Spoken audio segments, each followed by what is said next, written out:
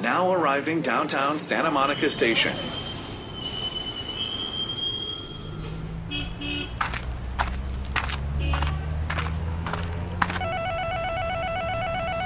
Hey Adam, it's time for Notes on Your Notes.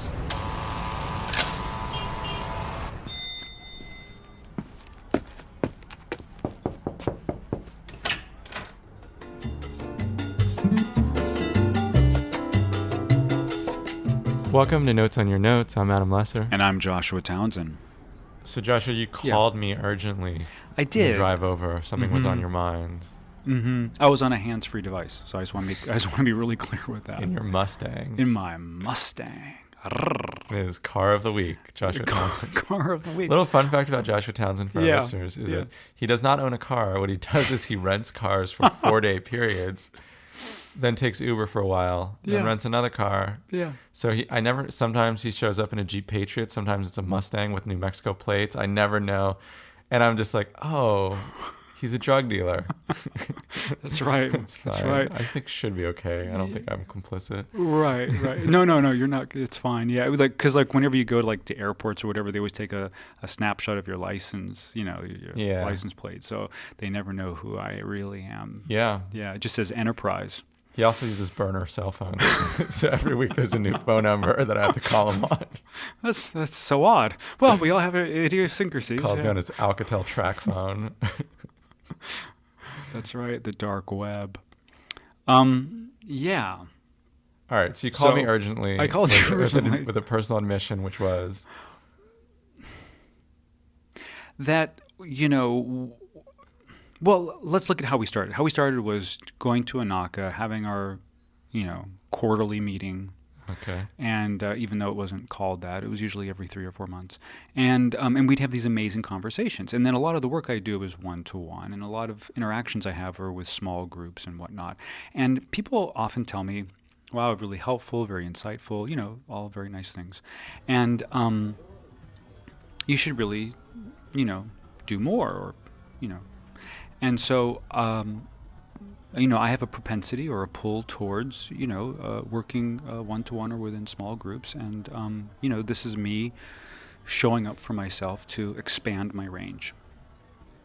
And so I was looking at that, and then I was looking at how we as artists, I speak, I have a strong tendency to share, but share within a very small container. And part of my challenge, part of my growth opportunity, part of my being at the leading edge of my personal growth, is to share in an ever-larging in circles. So tell me, when you've had internal resistance or you haven't put stuff out there, why is that? Well, really, why even bother? Yeah.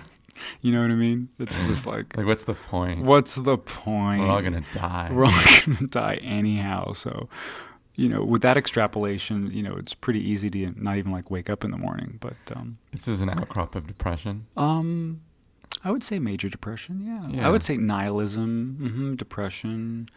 This is so interesting. I don't think this is the major reason most people won't put their stuff out in the world, but it is very idiosyncratic. It's great that I come up with that one as my number one. What would be your number one, Adam? My number one reason that I don't put stuff in the world is feeling like it could be better. Probably what you would call perfectionism. It's not quite ready yet. Could be better. Don't like this part. Yeah. You know who was like that? Raymond Carver. Really? Yeah, if you look at some of the versions of his short stories that were published in journals that then came out in books later, he's changed words, verbs have changed. And there are even people who report him at readings. He would actually have a pencil up there and be crossing stuff out and changing it during readings. Wow. But to his credit, he despite obviously having a bit of perfectionism, he actually had the brave courage to put stuff in the world. Yeah, he just was constantly changing it. Which is interesting, especially back then, right? Because now you can change it with more ease, and back then back then it was he'd have to then publish in a journal and publish it in a book, and you had less latitude. Yeah. But I would say probably top for me is perfectionism. And then I would say a second for me is damaging relationships. What do you mean by that?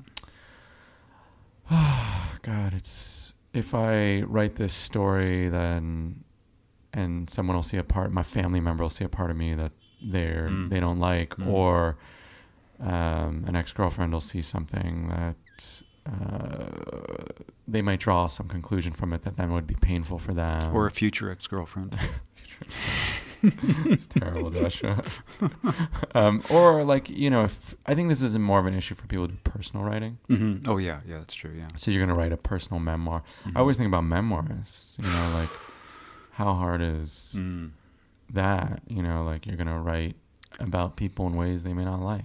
Business relationships, extended family members. Yeah. People are gonna weigh in. Yeah. So that sometimes stops me.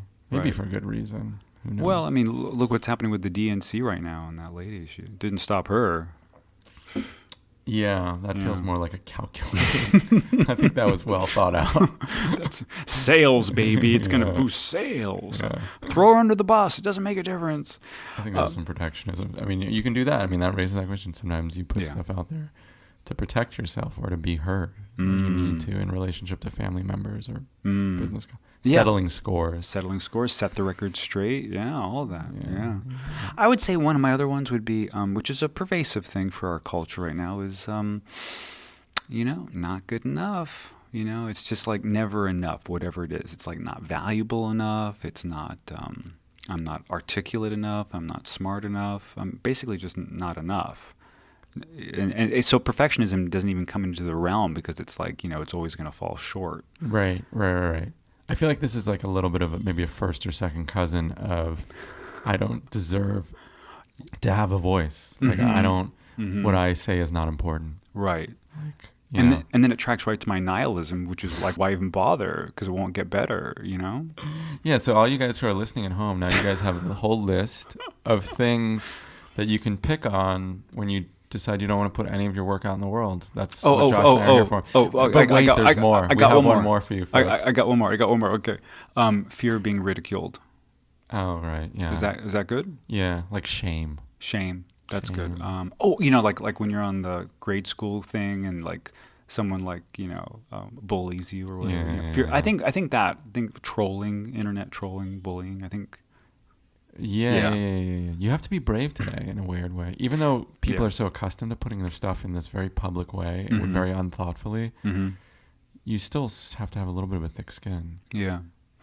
Oh, and then the other thing is to find the ones that if you're just starting, it's like, how do you even start to put it out there? That could be an issue for some of our. Yeah. You made me think of this, and I didn't think of this, but it did occur to me. Like sometimes the project is overwhelming. I really have to write query letters to 50 agents. Like it's just too much. Or like I decide to self-publish, but I don't know how to use technology. Or it's just too big a project. Yeah. So one thing about that is just, talk to a friend, make it bite-size, so that you can move through that. Yes, 1% at a time. But it is part of this something that's really important, which is self-awareness for the artist, finding out what is my particular obstacle, and to know that this obstacle, that whatever it is that you're experiencing, is not unique. I think not unique to you. I think you're not alone.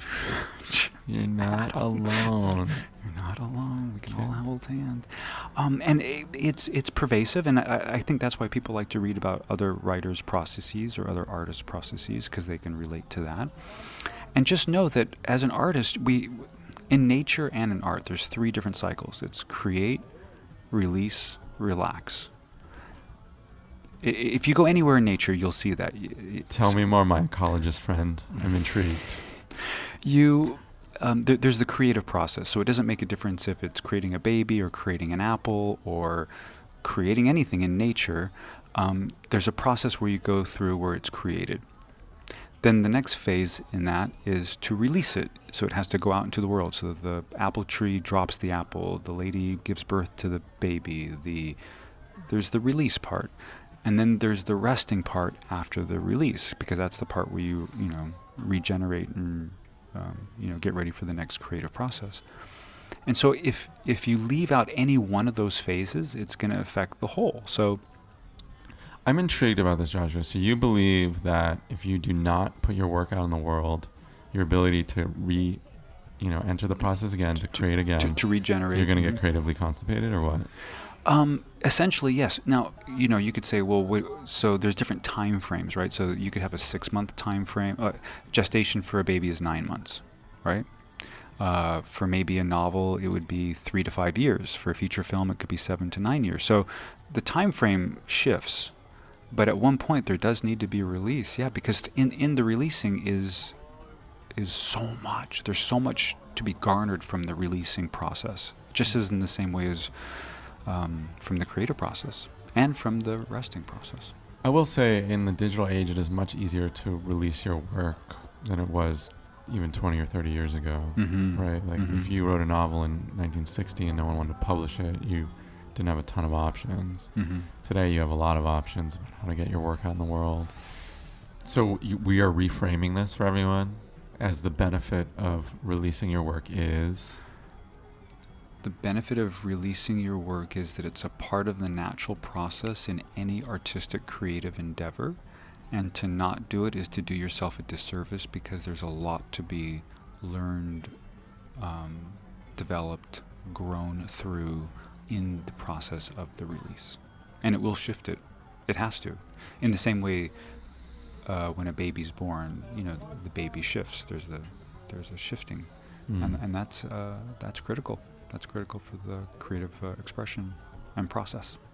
Okay. So everyone, go home tonight, make a baby, release it into the world, say goodbye, and create again. Speaking of creation, I'm really enjoying creating these podcasts with you every week, Adam. Yep, you can check out the blog for Josh and I's thoughts and insights on creative process. And if you like what you hear, it would be so lovely for you to rate us on the iTunes store. We would really appreciate that, or share any episode on social media. You can also email us what you'd like to hear at notes@gmail.com. We actually listen to what you say and try to create wonderful episodes based around what you guys want to hear. Yeah, we have an exciting Facebook page that I'm populating with amazing insights and links and discussions, especially, that one about Uma Thurman. Have you seen that one on Facebook that I posted on our Notes on Your Notes? Tell me more. Check it out first. I'd like everyone to check it out. It's really amazing from a writing point of view and also from a performance point of view, even though she's not performing.